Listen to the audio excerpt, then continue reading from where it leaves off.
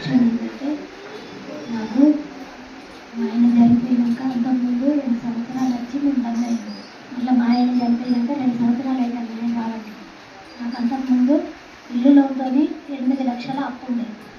8 లక్షల అప్పుల దేవుడు మొన్న 1 జనవరి నుండి నాకు ప్రేర్ చేస్తే మా భూమి కాయిదాలు అయ్యగారు అమ్మగారు ఇంటికి వచ్చి ప్రార్థన చేస్తే భూమి కాయిదాలు ఉన్నాయారా మీ ఇంట్లో అని అంటే ఉన్నాయి అయ్యా అన్న.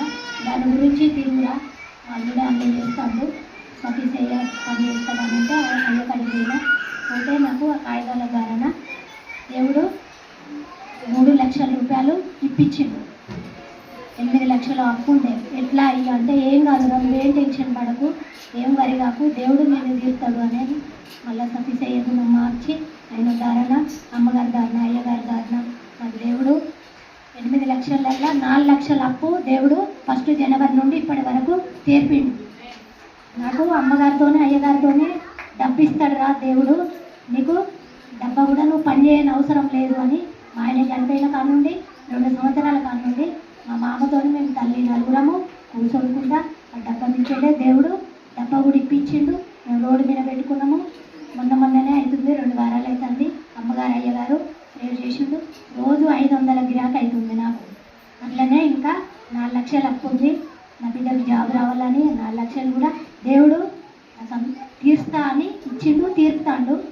మేము 6 అక్క చెల్లెళ్ళం, 2 అన్నదమ్ములు.